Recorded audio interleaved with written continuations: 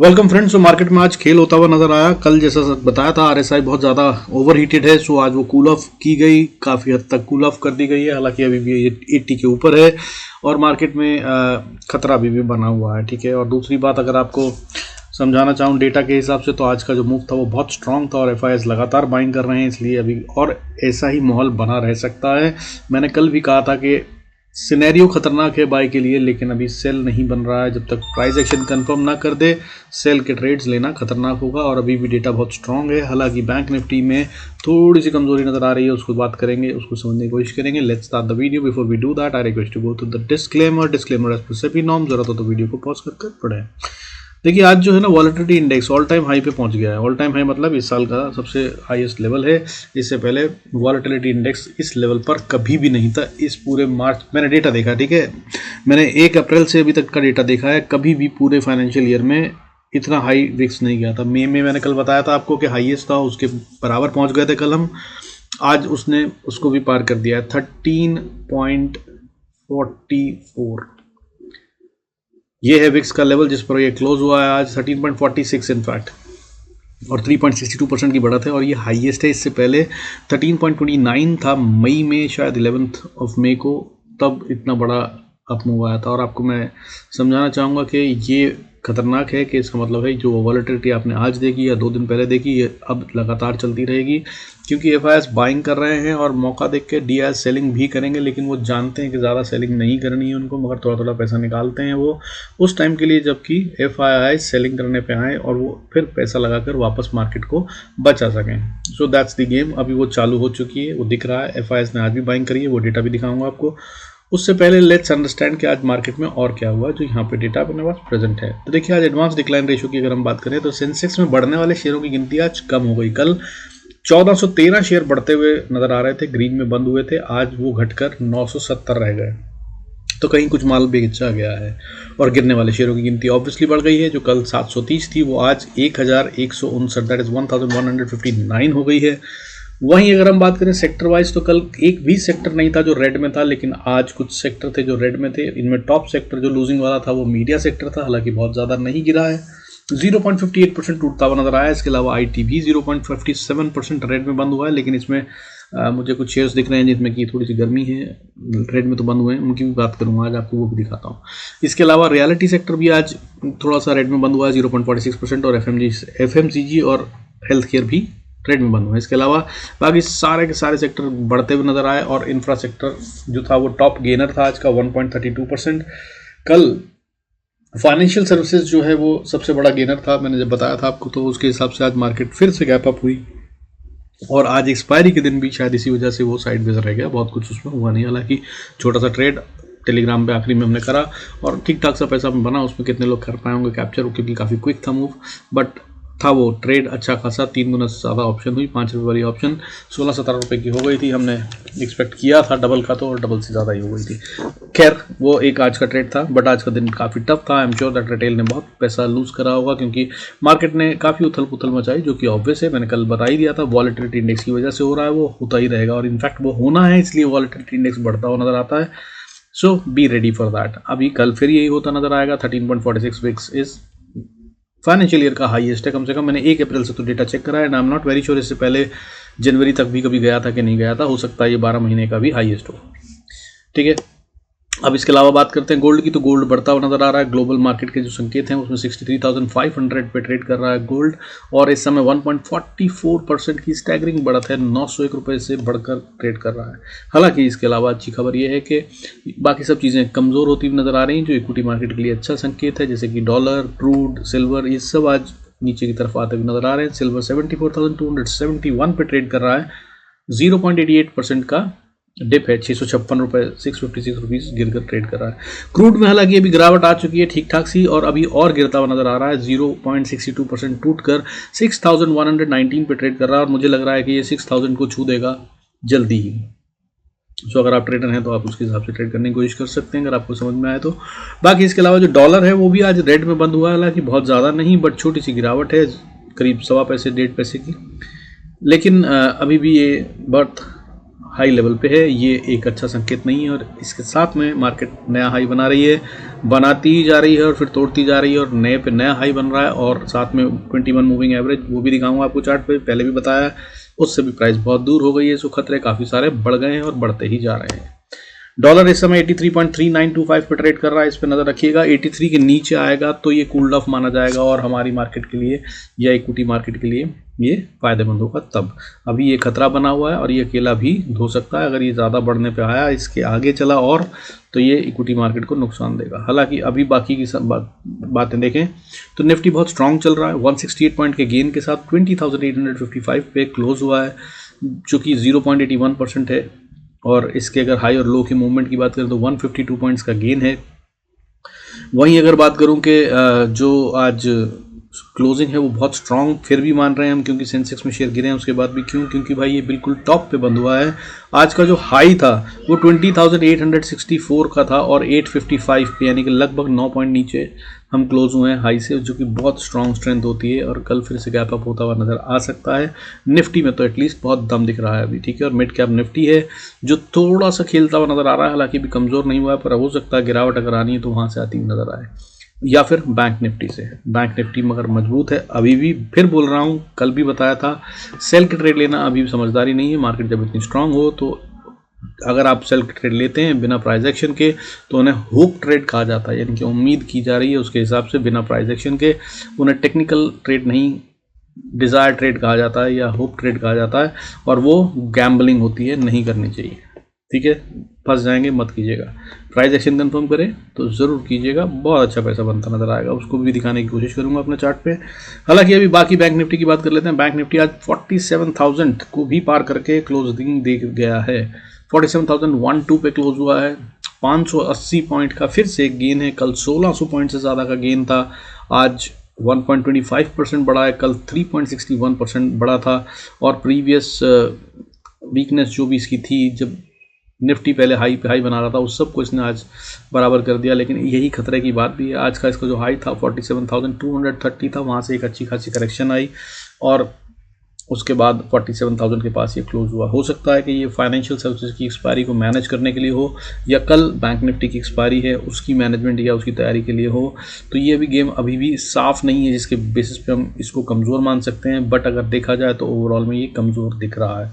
सो banking sector अगर गिरने पे आता है तो वो निफ्टी को डुबाएगा या लेके जाएगा नीचे, अदरवाइज अभी फिलहाल बाकी जगह पे स्ट्रेंथ ही दिख रही है। इसके अलावा मिड कैप निफ्टी हो सकता है, उस पर भी नज़र रखिएगा। बाकी चार्ट्स पे चलते हैं, अपने को कोई टेंशन ही नहीं किसके नीचे सेल, किसके नीचे, किस लेवल के नीचे या ऊपर बाय सेल करना है, वो तो अपन बताते ही हैं।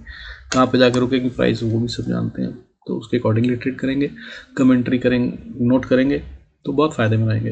करना क्या है, आपको सच बता रहा हूँ, बहुत अच्छा टाइम चल रहा है ट्रेडर्स के लिए। अगर आप पैसा बनाना चाहते हैं, एक छोटा सा काम करना, और इतनी मेहनत तो करनी चाहिए यार, इतना पैसा बन सकता है जहाँ पे, वो ये एक पेपर लीजिए। मैंने किस लेवल के बारे में कहा है कि वहाँ पे मार्केट घूम सकती है, कहाँ पे मैंने बोला है कि यहाँ पे प्रॉफिट बुक कर लीजिएगा, वो सब अगर आप नोट करें लेवल के साथ, तो मैं बता रहा हूँ आपको, और सिर्फ वही करते रहिए आंख बंद कर। दिन में आपने अगर 3 या 4 ट्रेड भी लिए तो बहुत अच्छा प्रॉफिट बनेगा।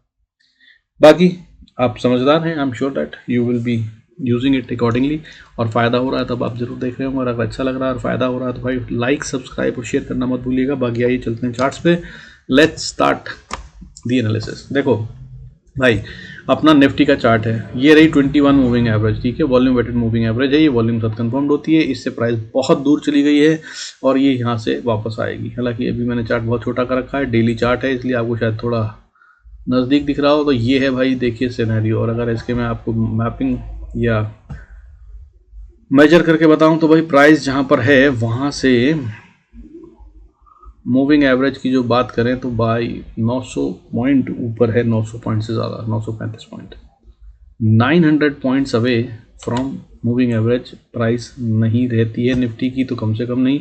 पिछली बार यहाँ रहा था, अगर यहाँ से जो फॉल आया था उसको देखें तो भाई ये देखिए, ये आ गया था तब जब प्राइस करीब 629 पॉइंट दूर थी। अब कितनी है, अब देखिए आप, 900 पॉइंट से ज़्यादा दूर है, जो कि बात ठीक तो नहीं है। तो आप समझ लीजिए। और इससे पहले कब आया था मैं बता देता हूँ आपको, जब ऐसी ही बढ़त आई थी और एफआईआईएस बाइंग कर रहे थे। अच्छा, एफआईआईएस की बाइंग देख लीजिए पहले। आज एफआईआईएस ने फिर से स्टैगरिंग 5223 करोड़ की बाइंग करी है। अगर आप मेरे वीडियो रोज देखते हैं तो मैंने 3 दिन पहले बताया था कि भाई वो 76 करोड़ की बाइंग नकली बाइंग है, वो नहीं होती। जब ये करते हैं तो 2000, 3000, 5000 करोड़ रोज की बाइंग होती है। सो that's what it is here. आज फिर से इन्होंने लगातार छठा दिन है, शायद 5वां दिन बाइंग करी है 5223 करोड़ की। इस तरह, और इसकी वजह से मार्केट दौड़ रही है और ये दौड़ती रहेगी जब तक ये बाइंग करते रहेंगे। और ये बाइंग कर रहे हैं वो भी मंथ ऑफ दिसंबर में, जो कि आमतौर पे इनका मंथ होता है जिसमें ये सेलिंग करते हैं, क्योंकि इनकी बुक्स क्लोज होती हैं दिसंबर में। सो आइडली ये ऐसा काम नहीं करते हैं, बट ये हो रहा है इस बार। और जब तक ये हो रहा है तब तक मार्केट और ऊपर दौड़ती हुई नजर आएगी, और अभी मार्केट में और दम नजर आ रहा है। ठीक है, सो बैंक निफ्टी भी दिखा दिया आपको, निफ्टी दिखा दिया आपको, बैंक निफ्टी भी देख लीजिए। बैंक निफ्टी में भी सेम टू सेम कहानी चल रही है, मूविंग एवरेज से बहुत दूर जा चुका है। हालांकि कैंडल बहुत स्ट्रांग है, और आज जो डोजी बना है, दोनों तरफ के विक्स बने हैं, ये बता रहा है कि मार्केट में मूव आ सकता है। निफ्टी में अगर आप देखें तो निफ्टी की जो कैंडल है वो बता रही है कि उसमें कोई डोजी नहीं है, नीचे से है डोजी, यानी कि बुल्स ने उठाकर प्राइस को एक बार ऊपर ले गए तो ले गए, कोई धक्का नहीं पड़ा ऊपर से। लेकिन बैंक निफ्टी की अगर हम बात करें या फिर निफ्टी की, तो उसमें दोनों में देखें तो आप यहाँ से प्राइस जाती है ऊपर, नीचे शेडो है और ऊपर भी शेडो है, यानी कि दोनों तरफ से झगड़ा हुआ और अभी तक कोई जीता नहीं है। सो अगर कहानी गड़बड़ होती है कल बैंक निफ्टी की एक्सपायरी में, तो खेल यहाँ पर ही होता हुआ नज़र आ सकता है, या हो सकता है कि कल भी इसको ऐसा ही रखा जाए और निफ्टी की एक्सपायरी या फ्राइडे को सेंसेक्स की एक्सपायरी में खेल करें, जो कि सबसे बड़े वाले खेल होते हैं। फिर निफ्टी में तो बिल्कुल ही प्योर डोजी बनाया और वो भी रेड कलर का है। सो यहाँ पर इसीलिए मैं बोल रहा हूँ कि कमजोरी के साइन हो सकते हैं। बाकी अब लेवल्स बताऊंगा, उनके हिसाब से ट्रेड कीजिए, और आप उसके हिसाब से ट्रेड करेंगे, कहाँ पे रुकना है, कहाँ पे आगे बढ़ना है, तो निश्चिंत रहिएगा, कोई टेंशन ही नहीं है। छोटा सा स्टॉप लॉस होता है अपना और प्रॉफिट के लिए। तो भाई देखिए, सबसे पहले तो सेल और बाय के बीच में डिसीजन लेना होता है, तो बाय और सेल का डिसीजन ये है कि कल जब तक 20,810 को ना तोड़ दे निफ्टी, स्पॉट इंडेक्स की बात कर रहा हूँ, फ्यूचर से कंफ्यूज मत हो जाइएगा, तब तक सेल का सोचिएगा भी मत दोस्त।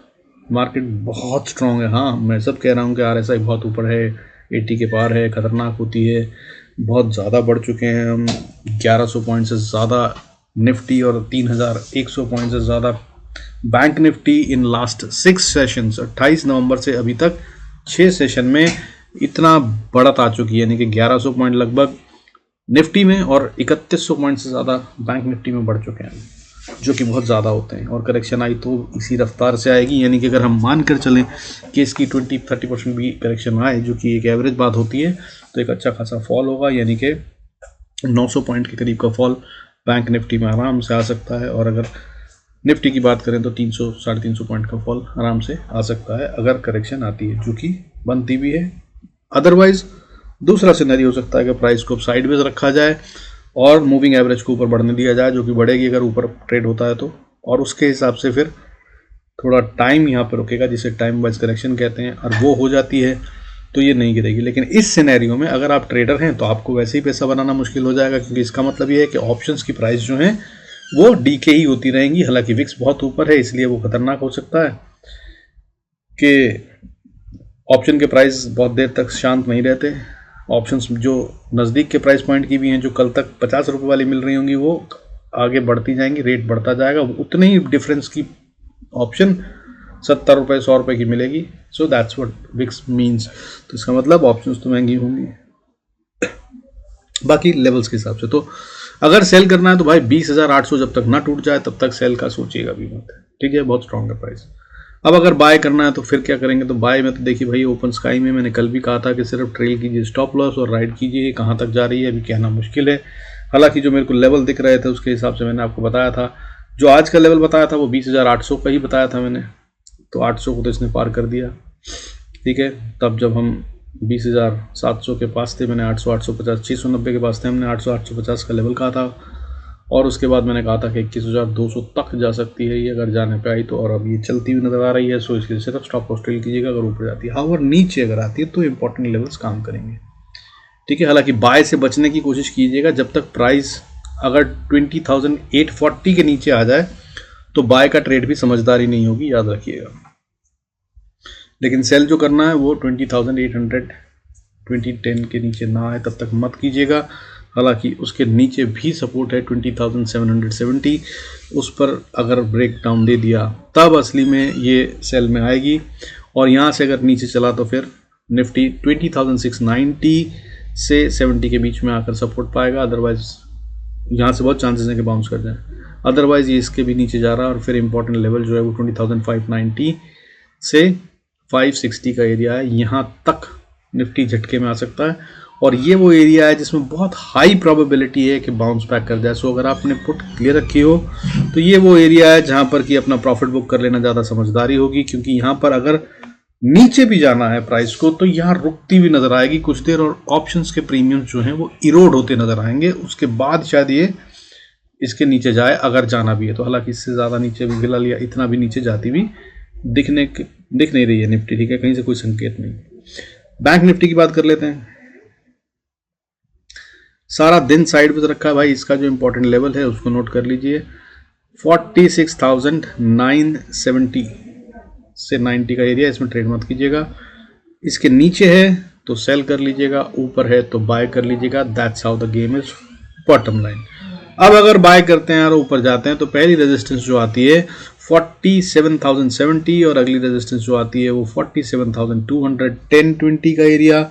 और अगर इसको पार कर लेती है 47,200 35-50 का एरिया मान लीजिए, ये पार कर अगर ट्रेड कर लेता है बैंक निफ्टी तो भाई ये फिर बहुत मजबूत और आगे जा रहा है। आज का लेवल जो दिया था मैंने वो आपको अचीव हो गया। कल का वीडियो अगर आपने देखा था तो भाई 47,000 तक जा रही है मैंने कहा था। सो भाई हो गया, हालांकि उम्मीद नहीं थी कि 600 पॉइंट आज फिर बढ़ेगी जब 1600 पॉइंट एक दिन पहले बढ़ी हो, बट हुआ आज।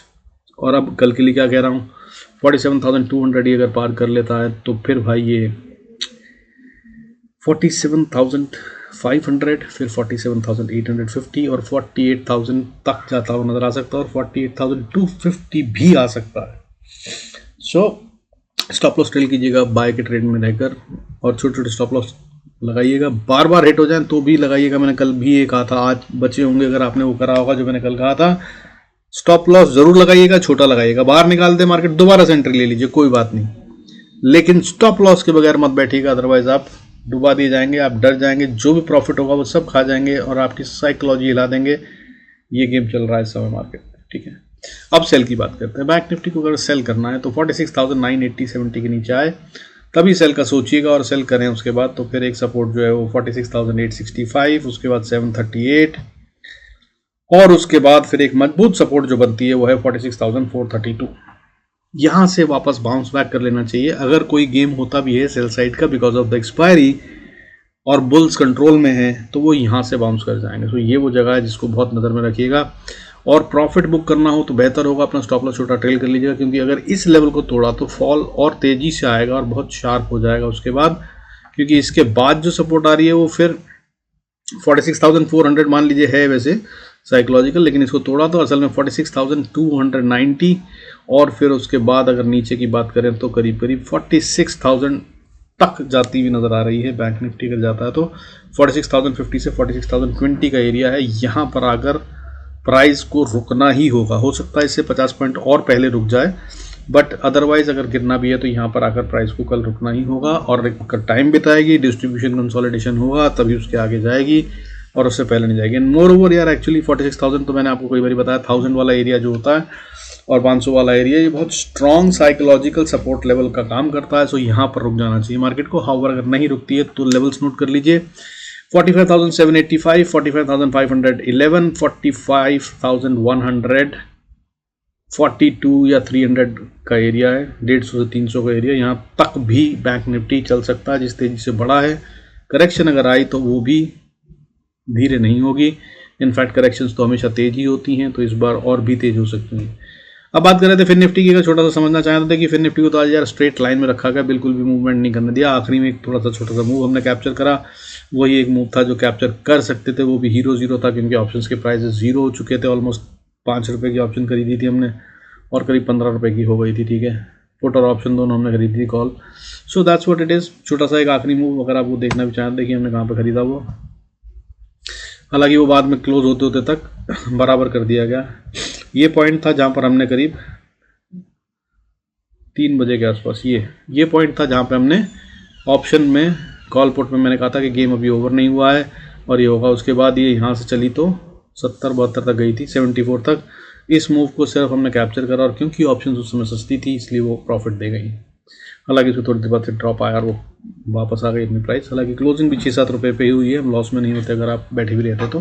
But that's what the game was. बहुत टाइट गेम था, जैसा कि आप देख पा रहे हैं। आज पूरा दिन मार्केट को कहीं हिलने ही नहीं दिया गया, बहुत छोटी सी रेंज में ट्रेड कर ख़त्म कर दिया गया। ये साइन होता है कि ये तैयार हो रही है अगले बड़े मूव के लिए। लेकिन ये बड़ा मूव लेकर अगर ऐसा कर रही है तो इसका मतलब तो होते हैं या तो कंसोलिडेशन हो रहा है और ऊपर जाएगी, या फिर डिस्ट्रीब्यूशन हो रहा है, माल चिपकाया जा रहा है और अभी सीधा नीचे आएगी।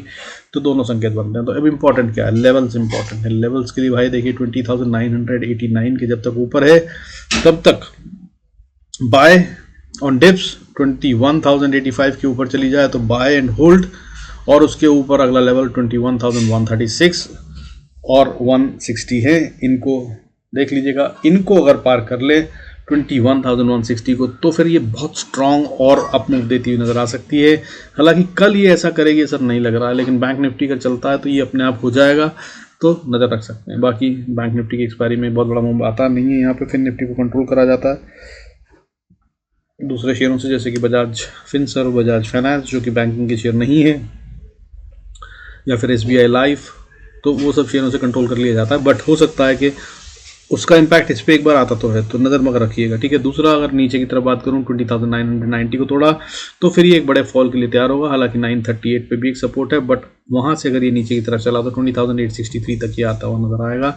और उसके बाद 20,667 ये वो एरिया है जिसको ये टच करने की कोशिश करेगा before it makes another up move further. Mid cap Nifty की अगर बात करें तो भाई देखिए मिड कैप निफ्टी में भी आज बढ़िया सा खेल हुआ। इसमें कमजोरी नजर आ रही है। अगर इसका डेली का कैंडल देखेंगे तो ये है daily candle. I am sure that आप देख पा रहे होंगे क्या खूबसूरत डोजी बना है, आप देख लीजिए। हालांकि नीचे की लेग बहुत बड़ी है। अगर आपने मेरा कैंडल स्टिक वाला वीडियो नहीं देखा ना भाई देख लीजिए, बहुत आसान हो जाएगा आपके लिए भी समझना और मेरे लिए भी बताना। तो ये जो शेडो होती है इसका मतलब क्या होता है? इसका मतलब ये होता है कि यहाँ तक कोशिश करी, यानी कि बीयर्स ने कोशिश करी, नीचे तक धकेला और यहाँ से फिर जो ताकतवर था वो ऊपर ले गया और इसने प्रीवियस लो को भी तोड़ दिया है, यानी कि कल का जो रेड कैंडल बना था। हालांकि गैप अप होने के बाद हायर लेवल पे ही क्लोजिंग हुई थी, बट उस रेड को भी तोड़ दिया, नीचे की तरफ आ गए उसके लो को, और फिर उसके बाद उस हाई के ऊपर क्लोज कर दिया है जो कल का बीयर्स का जोर था। तो यहाँ पर जो है ना अभी संकेत ये है कि इंडिसाइसिव है, बट अगर बोलूँ झुकाव किसकी तरफ है तो वो बुल्स की तरफ है। दम नज़र आ रहा है मार्केट में अभी भी, और इसका इंपॉर्टेंट लेवल 19,960 तक ये कल ही जाती हुई नज़र आ सकती है। और इसके बाद ये अगर ऊपर जाए तो ऊपर की तरफ में ये 10,026 तक भी पहुँच सकती है, आसानी से जाती हुई नज़र आएगी। ऐसा कुछ होता हुआ नज़र आ सकता है।